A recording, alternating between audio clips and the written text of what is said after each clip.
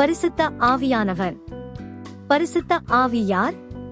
பரிசுத்த ஆவியானவர் என்பது பிரபஞ்சத்தின் மீது அல்லது அவருடைய சிருஷ்டிகளின் மீது கடவுளின் தெய்வீக சக்தி ஆகும்.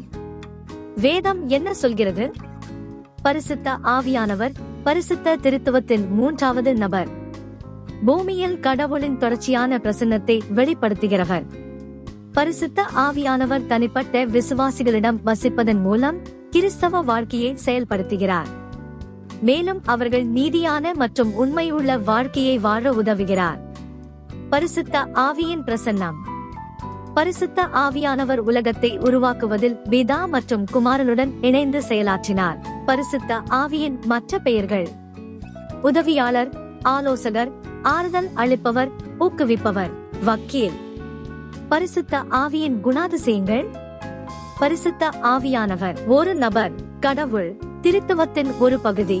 பரிசுத்த ஆவியானவரின் கிரியைகள்: நம்முடன் தொடர்பு கொள்கிறார், நம்மோடு பேசுகிறார், நம்மை நேசிக்கிறார், நம்மில் வாசம் பண்ணுகிறார், தேவனை பற்றி நாம் கற்றுக்கொண்ட விஷயங்களை நினைவுபடுத்த உதவுகிறார், நமக்கு ஞானத்தை தருகிறார், தேவ மக்களில் தேர்ந்தெடுக்கப்பட்ட தலைவர்களுக்கு அதிகாரம் அளிக்கிறார், எப்படி ஜெபிக்க வேண்டும் என்று கற்றுக் கொடுக்கிறார், பாவம் செய்யாமல் இருக்க உதவுகிறார், வாழ்க்கையின் அனைத்து சிக்கலான பாதைகள் வழியாகவும் நம்மை வழிநடத்துகிறார், நம்மை பாவத்திலிருந்து பாதுகாக்கிறார், பாவத்தையும் நீதியையும் நியாய தீர்ப்பையும் குறித்து உலகை கண்டு தொடர்த்துகிறார், கடவுளின் எண்ணங்களையும் இன்னும் வரப்போகும் காரியங்களை குறித்தும் நமக்கு வெளிப்படுத்துகிறார், நமது பலவீனத்தில் நமக்கு உதவுகிறார், வாக்கு கடங்காத பெருமூச்சோடு நமக்காக பரிந்து பேசுகிறார், நம்மை பரிசுத்தப்படுத்தி நம் வாழ்வில் நல்ல கனி கொடுக்க உதவுகிறார்,